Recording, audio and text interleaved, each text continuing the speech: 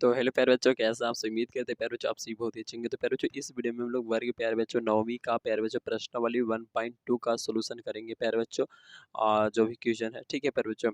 और इससे पीछे जो वीडियो आप लोग को बनाए हैं प्रश्नावली 1.1 का, उसका लिंक जो है डिस्क्रिप्शन बॉक्स में होगा प्यारे बच्चों। ठीक है, तो वहाँ से आप लोग जाके देख लीजिएगा प्यारे बच्चों, या प्ले लिस्ट भी बना हुआ है। तो प्यारे बच्चों इस प्रश्नावली 1.2 में प्यारे बच्चों पहला प्रश्न क्या है? मतलब सभी प्रश्नों को चलिए हम लोग कॉपी पे लिख लिया और वहीं पे सॉल्यूशन भी इसका लिख दिए प्यारे बच्चों। क्योंकि देखिए ये सब जो है ना, हम आप लोग को सोचते हैं कि कम से कम समय में अच्छे तरीके से बता दें। प्रश्न बोला जा रहा है कि नीचे दिए गए कथन सत्य है या असत्य, कारण के साथ अपना उत्तर दीजिए। तो पहला में प्रश्न क्या है? कारण के साथ भी उत्तर देना है। ठीक है, सत्य असत्य वो पहले डिसीजन लेना है, मतलब बताना है कि सत्य है, सही है, या असत्य है यानी कि गलत है। और उसके बाद बताना है कि आखिर कारण दे देना है, यानी कि क्यों सत्य है और क्यों असत्य है। ठीक है, तो प्यारे बच्चों पहला में बोला जा रहा है एक अपरिमेय संख्या। अपरिमेय का संख्या का नाम सुने होंगे, जैसे √3 हो गया, √5 हो गया, ये सब क्या है? अपरिमेय संख्या है। तो प्रत्येक अपरिमेय संख्या एक वास्तविक संख्या होता है, तो होता है प्यारे बच्चों। ठीक है, प्रत्येक अपरिमेय संख्या एक वास्तविक संख्या होता है, क्योंकि वास्तविक संख्या जो होता है ना, वो परिमेय और अपरिमेय की मिलकर बना होता है प्यारे बच्चों। समझ में आ रहा है? वास्तविक संख्या जो होता है वो परिमेय और अपरिमेय दोनों को मतलब मिलकर बना होता है। समझ में आ रहा है? तो प्यारे बच्चों इसीलिए हम कह सकते हैं कि प्रत्येक जो अपरिमेय संख्याएं होते हैं वो वास्तविक संख्या होते हैं। लेकिन यही बोल देगा कि वास्तविक संख्या सभी अपरिमेय होते हैं, तो प्यारे बच्चों ये नहीं होता है। ठीक है, तो यहाँ पे हम लोग पहला का आंसर क्या लिखेंगे कि सत्य है, जो कह रहा है कि प्रत्येक अपरिमेय संख्या एक वास्तविक संख्या होता है प्यारे बच्चों, तो होता है।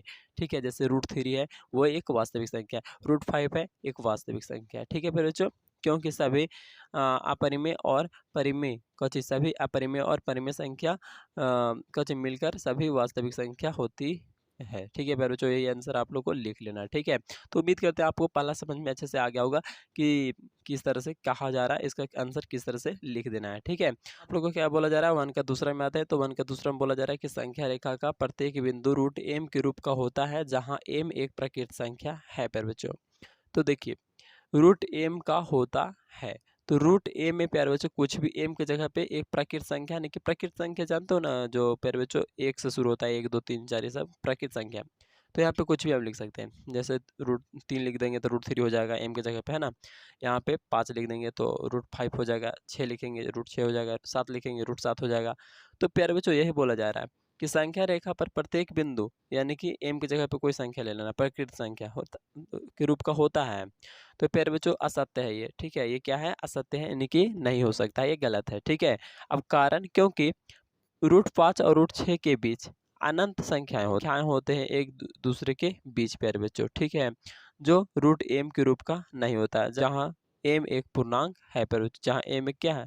पूर्णांक है। तो कुछ इस तरह से आप लोग का आंसर लिख लेना है। आते हैं तीसरा में। पहला का तीसरा में बोला जा रहा है कि प्रत्येक वास्तविक संख्या एक अपरिमेय संख्या होती है।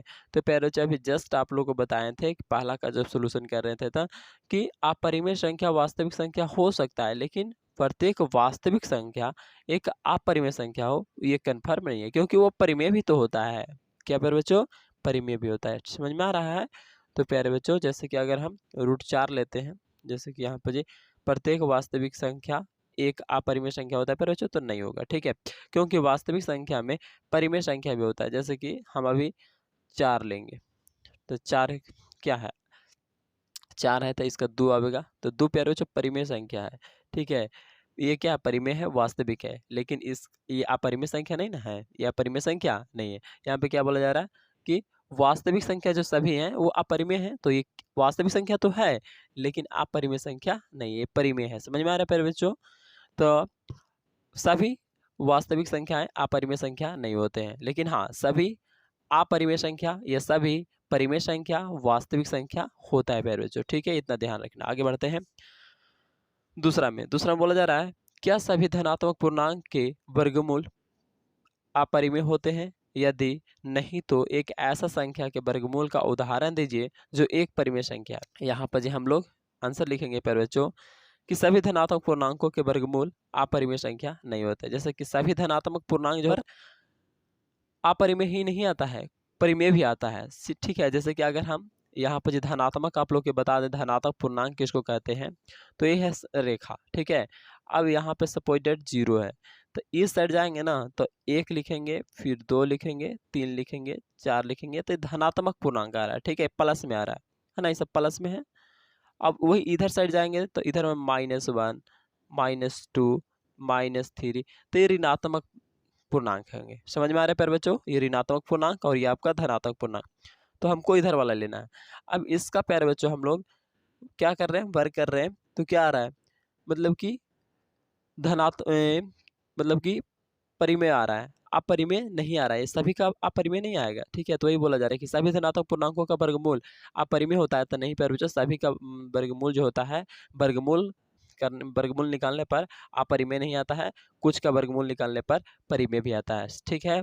समझ में आ रही है प्यारे बच्चों कि जैसे कि 4 का निकालेंगे तो 4 का कितना आया है, देखो यहाँ पर 4 का 2 आया, तो ये परिमेय है, अपरिमेय नहीं है। तो सभी का जो संख्याएं होते हैं, धनात्मक पूर्णांक जो होते हैं, उन सभी का वर्गमूल निकालने पर अपरिमेय नहीं बल्कि परिमेय भी आता है प्यारे बच्चों। समझ में आ गया होगा दूसरा। चलिए तीसरा का सोल्यूशन को क्या बोला जा रहा है कि दिखाएं कि संख्या रेखा पर √5 को किस प्रकार निरूपित किया जाता है। तो √5 को प्यारे बच्चों मान जो होता है, आप लोगों को थोड़ा सा बता देते हैं। √5 का जो मान होता है 2.23 समथिंग कुछ होता है प्यारे बच्चों, ठीक है। अब इसका हम सोल्यूशन कुछ इस तरह से करेंगे प्यारे बच्चों, संख्या रेखा पर दर्शाना है, ठीक है। तो प्यारे बच्चों सबसे पहले स्केल होना चाहिए आपके पास और ये पेंसिल होना चाहिए, ठीक है। तो प्यारे बच्चों एक रेखा ले लेते हैं, ठीक है, बहुत ही अच्छे तरीके से बता देंगे प्यारे बच्चों इसको संख्या रेखा पर किस तरह से हमको दर्शाना है, ठीक है। चलिए यहाँ पे 1-1 सेंटी कर करके 1-1 सेंटीमीटर पर जितना है लाइन पार दिए थे, अब उसके बाद इस तरह से पॉइंट कर देंगे पूरा, ठीक है, जहाँ भी तक है, ठीक है, यहाँ तक कर दिए। अब इसमें से कहीं पे भी एक पॉइंट को 0 तुम इंडिकेट करो, ठीक है। हालांकि √5 है यहाँ पे प्यारे बच्चों, √5 का इंडिकेट करना है तो हम ये तो प्लस में जाएगा, है ना प्यारे बच्चों। तो यहाँ पर जो आप 0 कर लो, ठीक है, ये आपका क्या है 0। इधर जाइएगा तो -1 होगा, -2, -3 अभी जस्ट बताएं। अब प्यारे बच्चों हम इस साइड जाएंगे तो क्या होगा 1 2 3 4 5 6, यानी कि धनात्मक में प्लस में जाएगा, ठीक है। अब प्यारे बच्चों √5 का मान कितना होता है 2 पॉइंट समथिंग, यानी कि 2 से ज़्यादा। तो हम लोग 2 तक इसको थोड़ा सा कर लेते हैं हाईलाइट, यानी कि मतलब 2 तक लेना है, ठीक है। अब प्यारे बच्चों 2 पर हमको 90 डिग्री कोण बनाना है, तो आपके पास चांद होंगे प्यारे बच्चों, ठीक है, ये चांद होगा। अब ये चांद से हमको क्या करना है प्यारे बच्चों कि ये 2 वाला पॉइंट कहाँ पे है प्यारे बच्चों, ये वाला 2 वाला पॉइंट है, ठीक है। तो ये वाला पॉइंट पर ये जो बिंदु होता है, ये जो होता है ना, इसको उसको ले जाकर एकदम ऐसे सटीक रखना है, ठीक है, ठीक है, इस तरह से। अब इसको देखो कहाँ गया 90 डिग्री, यहाँ पे प्यारे बच्चों, तो वहाँ पे पॉइंट दे देंगे। अब फिर उसके बाद इस वाला से इस वाला को मिलान करेंगे, लेकिन वैसे नहीं, हमको सिर्फ मिलान नहीं करना प्यारे बच्चों, सोझे कर लेना है और 1 सेंटीमीटर नाप लेना है इस तरह से, ठीक है, 1 इकाई नाप लिए।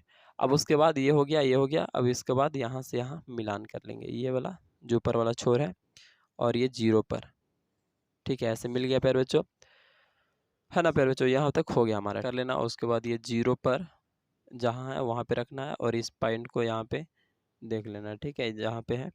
अब इसको हिलने डोलना नहीं चाहिए प्यारे बच्चों, ठीक है, जैसे फिक्स हो गया उतना ही पर फिक्स होना चाहिए, ठीक है, जैसे कितना नाप लेना यहाँ पे, इसको 0 पर रख के यहाँ इस छोर से। अब यहीं से हमको ऐसे मिला लेना है, ठीक है। तो एक बार में ही आपको कर लेना है। देखिए यहाँ पे जो कटा ना प्यारे बच्चों, वही क्या है, अच्छा ये रेखा थोड़ा सा आप लोग को मिटरा हुआ दिख रहा होगा, ये जो ऐसे रेखा पारा हुआ था वो मिट गया था। तो प्यारे बच्चों ये लाइन आया है, ठीक है, आया, उसी पर हम एक बार उगा दे रहे हैं, ठीक है, लेकिन आपको बार बार नहीं उगाना है। तो ये जो पॉइंट है ना, यही पॉइंट है प्यारे बच्चों वो जो √5 है, ठीक है। तो आप लोग इसको थोड़ा सा ऐसे करके यहाँ पे जी दिखा सकते, इसको ऐसे करके आप लोग दिखा सकते हो √5 प्यारे बच्चों, ठीक है।